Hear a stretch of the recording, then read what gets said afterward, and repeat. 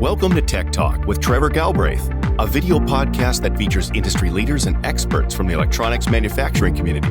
Recorded at major events around the world and from the studios of Global SMT TV. Now here is your host, Trevor Galbraith. Hello and welcome to today's show. IPC and Hermes have been adopted as the de facto standards for machine-to-machine communication on the EMS factory floor. At Productronica, IPC plans to stage a number of formative seminars under the direction of Chris Jorgensen on how to implement and establish best practices using CfX and Hermes. I'm delighted to be joined by a very distinguished panel of guests today. We have Michael Ford from Aegis Corporation, Thomas Markscheffel from ASMPT, we have Naeem Kapadia from Greeny Rail, and we have Marcus Sheed from Sheed IT. So welcome, gentlemen. Thank you for joining me today. I'm going to start off with my first question, which I'll give to you, Michael.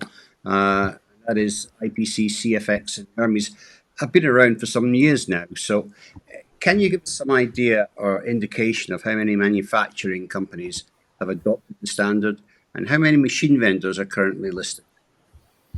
It's a good question because in the early days of the standard, we were in touch with all of the people who were planning to adopt it and implement CfX and Hermes. Nowadays, we almost tripping over different companies that are starting to adopt. We've certainly seen some very major tier one players in the industry now adopt CfX as their internal standard, and they are actually strongly requesting their machine vendor suppliers to support CfX as standard for all new machine purchases. So yeah, I think at least there are several top tier manufacturers now standardized on CfX and Hermes. And then there are probably an incountable number of people in SMEs and smaller companies who are already adopting it in various areas of the factory. So yeah, we're seeing almost like an exponential growth right now. It's looking really positive for CfX. On the machine side, Tom, do you have any ideas? Yeah, I think actually there are a lot of machine vendors today already supporting CfX. Many of them on the IPC qualified partner list, but not necessarily. So not seeing someone on this QPL doesn't mean that they do not support. And as Michael mentioned, a lot of top tier companies requested, and a machine vendor cannot quote a machine without having CfX and Hermes, because it's now more or less a standard requirement. And it's helping the machine vendors to simplify their integration efforts. And I think that's why we are seeing now many of them supporting it. And we are now, I strongly believe we are beyond this point that it's only early adopters. Now it's becoming a standard in the market. Right. So would you say that the vast majority of machine vendors have adopted it, but there's still quite a few of them really in the process of getting listed? Because you have to go through a qualification process to get listed, correct? Yes, I think many have adopted it. It's an additional step to go through the qualification, but I can recommend every vendor to do that, because it also gives the vendor feedback about the quality of their implementation. Okay. And by doing that, it also gives the manufacturers some safety that they are actually working with someone who is supporting CfX. Right, okay.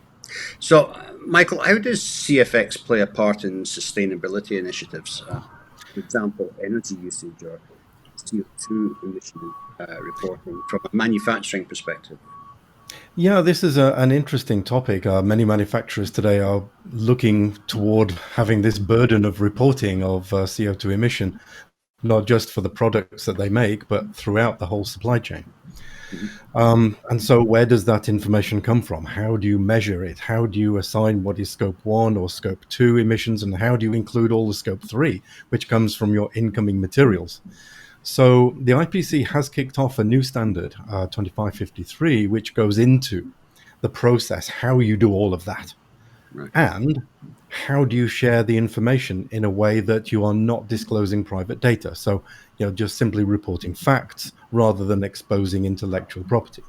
So there's a lot to this gathering and reporting of the data. So this is quite an important step forward. And a little while ago, CFX already was kind of looking forward to this and introduced some messages that support not just energy data collection, but actual management of it. So, Tom, you involved. You have a chart on that, don't you? Let's have a quick look. This one here on the global credentials. Is that what you're referring to? Yeah, this is the kind of schema of how things are working. So the manufacturing solutions that we know and love today, whether we have MES or PLM or some other kind of system, they all stay in place, but they feed the data or provide the data that is needed to create the credentials. So these credentials are in the form of a W3C standard called verifiable credential, which is a method of a digital proof of some facts, which are then shared across the supply chain through the global credential exchange. So how these credentials are created based on sustainability, but also other information about manufacturing, including supply network trust, provenance, etc. This is the mechanism by which we can share this data about sustainability. And of course, CFX is a kind of central part of the communication of this data. Right. Okay.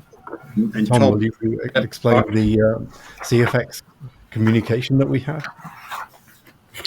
Yeah, actually, CFX is already prepared. It reports, machines can report energy usage, and they can also report their capabilities of saving energy. So, for example, if they support sleep state or hibernate state, and how long does it take to reach back to normal production from, for example, sleep or hibernate. And this then allows a supervisory system to manage the energy consumption in the line. For this new standard, the coming IPC 2553 about sustainability, CFX will gather and then report the energy usage, and that can be translated into a CO2 footprint per product. So each machine, what it does, it takes existing material, which you can see they are in the credential wallet. Every material has a CO2 footprint. It assembles this material onto a PCB or maybe some sub-assembly if it's a multi-stage assembly process. This PCB also has an energy footprint, and then the machine reports energy usage together with used material and sends that back into a credential wallet and makes up for the overall CO2 footprint of the product. As Michael mentioned, with a verifiable credential, it can be made sure that only the information that is necessary can be received, because, for example, a manufacturer does not want to reveal the BOM, what is on the PCB, but he wants to reveal the CO2 footprint. And verifiable credentials offer a mechanism called presentation view, so that only that information that is relevant for the particular query, that only this information will be displayed. Okay, that's interesting. Well, it's certainly putting a lot more structure to it. So I believe that CFX facilitates closed-loop machine-to-machine optimization process. So maybe, Marcus, can you explain how this works and why this is a part of CFX or Hermes? Yes, CFX is facilitating such a closed-loop functionality, and it can be in the production done like, for example, that an inspection system checks the PCB data and how it was manufactured, and give this information either directly peer-to-peer to the upfront machine, for example, maybe a pick-and-place machine or a stencil printer or any other machine, or over supervisory system to give the machine the information, hey, there was a mismatch in the production. Please adjust your settings that you will not have any faults on the PCB later on. And coming to the point of Hermes, and there is also kind of closed loop functionality, so that downstream machines can talk to upfront machines via a protocol. It's named command. Example for that in the production line is that, for example, after the oven, there is a buffer which buffers all the PCBs. And when the buffer is getting nearly full, then the buffer can talk to the upfront machine, in this case, the oven. Hey, oven, please lock your inlet because I'm nearly full. I cannot get the full amount of your oven. And then he can say to the oven, please lock your inlet. Do not produce any more PCBs. Mhm. And if the buffer is getting empty again, then he can also unlock the oven so that the oven is letting in more PCBs. So there, the security in a closed loop functionality that there are no PCBs in the oven which cannot be taken by the buffer, and so it's a security that the PCBs are not heated over in the oven. Okay, that's interesting. So, Tom, does that mean that that maintains, better uptime of the line? Using the system? Yes, definitely. CFX and Hermes are playing here hand in hand. They're working together. CFX is providing standardized data to do analytics, closed loop process optimization, you name it. And Hermes ensures that the data that is presented by CFX is always linked to the right PCB. So if a PCB is traveling down the line and different machines are sending CFX messages, Hermes ensures that the source of this data, so which PCB created this data, is linked to the physical PCB that is traveling down the line. Right. So both together enable, I think, excellent closed loop solutions and help keeping the line up and running. Yeah. Hermes gives a unique identifier, and Yes. it works well together. So, Name, you're now a second-time CFX adopter. First, running a showcase of CFX at the UK Manufacturing Technology Centre, and now an interesting SME called Greeny Rail. Can you explain to us some of the practical challenges and solutions that you've experienced during adoption, and how you see the importance of CFX going forward for SMEs? Oh, absolutely. I mean, spending 10 years in a research technology organization, looking at groundbreaking ideas, taking concept from blue sky thinking all the way to a solution.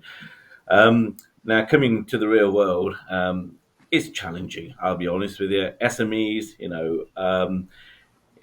it's a survival for them. They need to consider the competition. They need to be competitive. However, they need to be ahead of the ball as well. So my reason for coming to Greeny Rail mainly is to look at the factory of the future. How do I take this business to the next level? And absolutely, CFX plays a huge part in this from a digitalization. But we mentioned sustainability. Now, sustainability, particularly in the rail industry, now it's making a lot of noises. There's a lot of people, a lot of our customers are now sort of demanding the SMEs to start considering sustainability. So what we've done as an SME, we actually overlooked the sustainability, what the requirements are, and merge digitalization together. So we have put a strategy together, which hopefully in the show I'll go through how we have enabled that strategy. Now, in terms of the IPC CfX, we've sort of demonstrated on machines that we had at the RTO, and now coming to Greeny Rail, they have a different set of machines. We have an advantage where we've got people who we actually manufacture data recorders. So I have asked the question whether we can look at making a product that actually is used for legacy equipment. So that's something that is being considered as well at the same time. Right. Interesting. So let's talk now about analytics. Firstly, how does CFX handle data and analytics, and how is value created from it across the shop floor? Who wants to take that? We start with you, Tom. Yeah, actually, CFX provides standardized data. Machines today already are able to create and send out a lot of data, but each vendor has his own format and data structure. And when doing analytics, you want to have the data in a similar structure and in a similar format. And this is the first step that CFX provides. It's standardized data, and by that, it is actionable data. Then in the next step, it provides you a connection between machine and any kind of AI system, data analytics, or maybe just a knowledge database.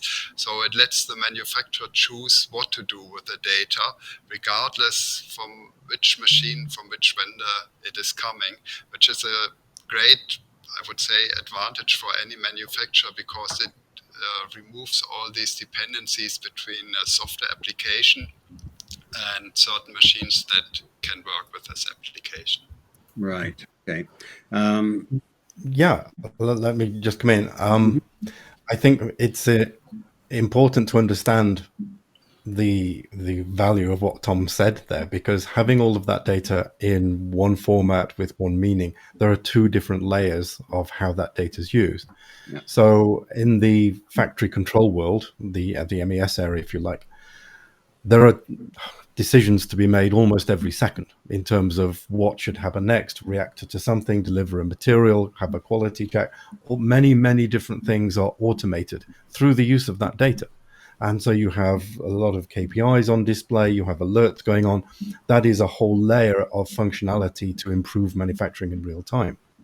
But then, as Tom said, we have now this interest in AI that go into looking for the patterns in the data. Things that, you could have a data scientist look at manually, and, you would, after a few months or years, you would go, oh, yes, we should have done that. Oh, it's too late.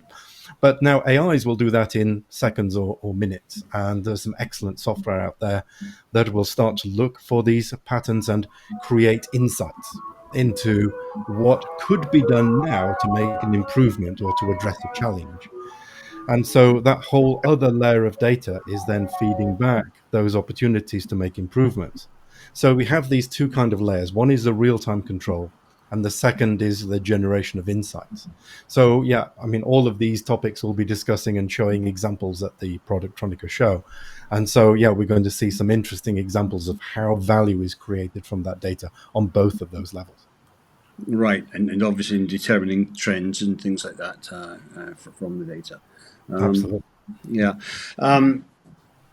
Okay, so how is the messaging around CFX been taken by C-level manufacturing management, typically within the factory or the enterprise? Name, do you want to join with that one? Yeah, data is very important.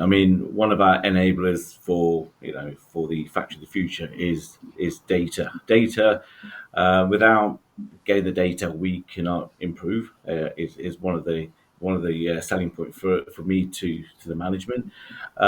Now, in terms of the IPC CfX, we've just literally gone through a complete factory layout in order to then get all the machines connected on the network. That is happening as we speak. We're obviously come through a number of issues in terms of servers and so forth, which we are working on at the moment. But in terms of the IPC CfX, we know the SDKs and the software is available. We've actually now, as a business, I've sort of agreed to accept the IPC CfX will be, one of the standards we are going to adopt alongside with the 14001, and as Michael mentioned, regarding the design for sustainability as well. So I think at this moment in time, we're really at the very early stages of doing the hardware side of it. In terms of the machine, we need to get those machines all connected, all to the way that we had it set up at the RTO organization when I was working at the MTC. So we're still at the very early days, and as I say, the plan is that we're going to start, think big, start small. Think big, scale fast. Basically, is where we want to be at this moment in time. Okay, Michael, anything to add to that? I think that one of the interesting messages that's resonated is about the cost of smart manufacturing. I mean, companies like Names, they think smart, great, let's do it, and they start to put together the analysis of how much it's going to cost. And they look at the cost of middleware, they look at the cost of customized interfaces, and they think, okay, maybe not this year.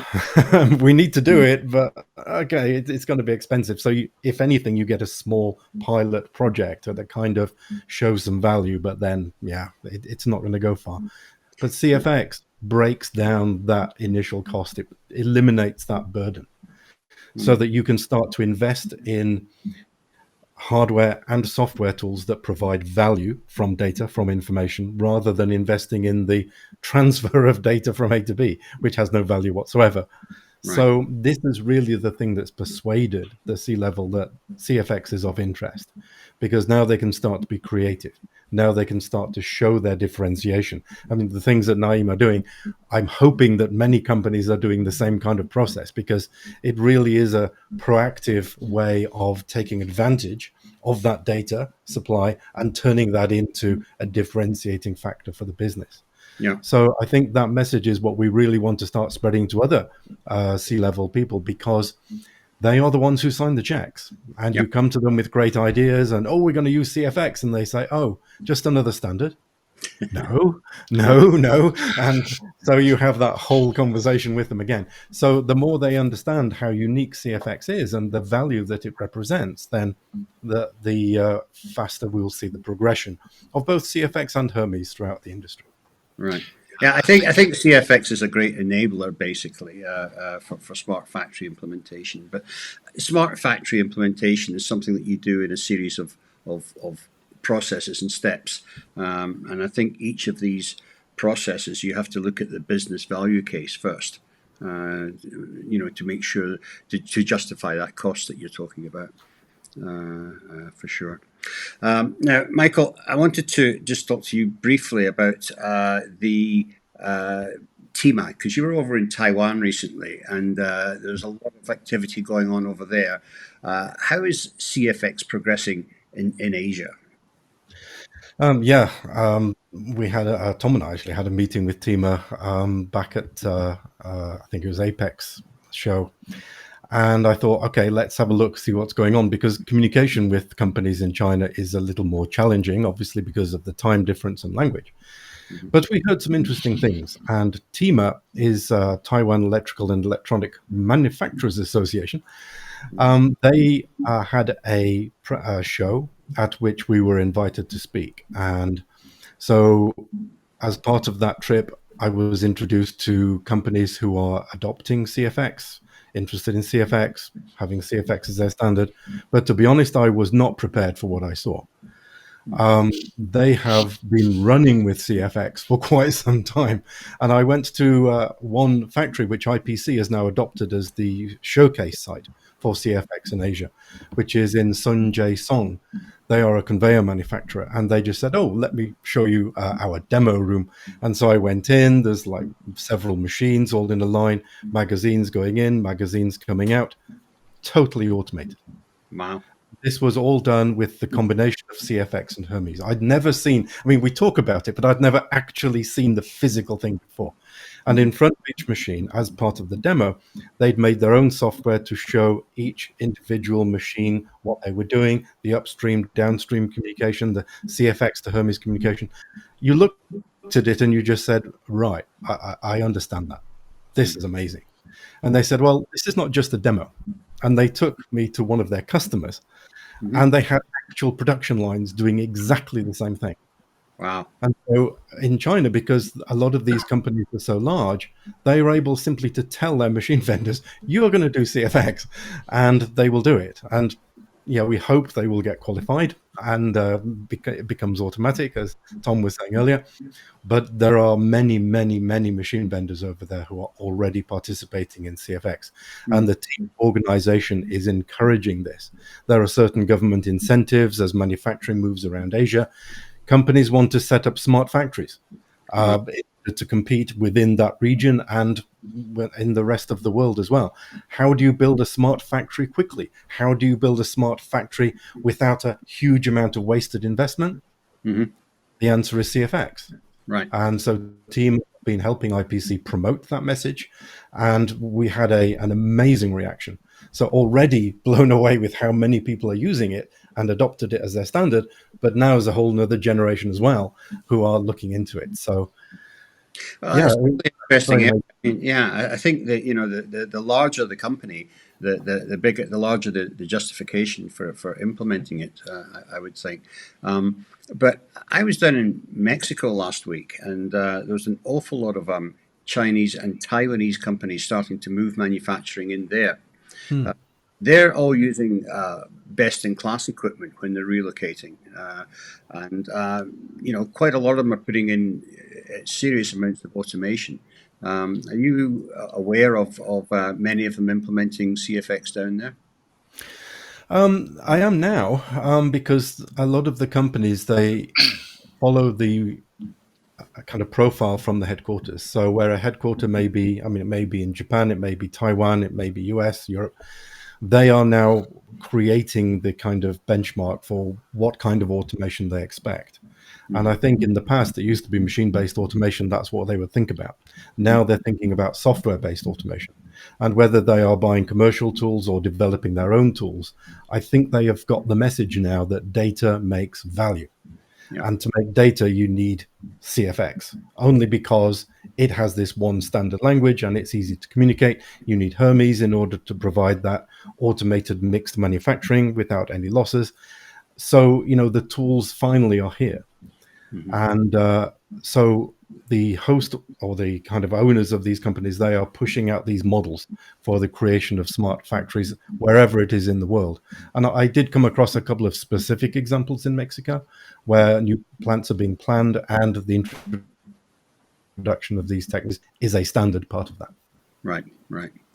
Well, gentlemen, this has been a fascinating discussion. I'm sure those that want to come along next in a couple of weeks' time to Productronica are going to learn an awful lot more. The booth number, just to be absolutely sure, is in Hall A4. It's number 502. Is the program going to be running? Are there going to be a series of programs running throughout the show, or is it on a specific day? Can you give us more information on that, Tom? It is all 4 days. We will have 2 presentations per day, so starting Tuesday, going until Friday. Okay, Friday only the morning. But the program is already out and it's available on LinkedIn, and the internet. It was published by IPC. Super. Okay. Well, I look forward to seeing you all in a couple of weeks' time, and I want to thank you all for joining us today. Thank you. Thank you very much. Thank you very much. Bye. Racing through airports, setting up show floor studios, and making sure we bring you the news from every major world event about the latest new product releases and process improvements. News from industry movers and shakers, panel discussions that get to the heart of today's challenging electronics manufacturing topics. From every major manufacturing country around the world, and even some new ones, there is only one true global source: Global SMT and Packaging.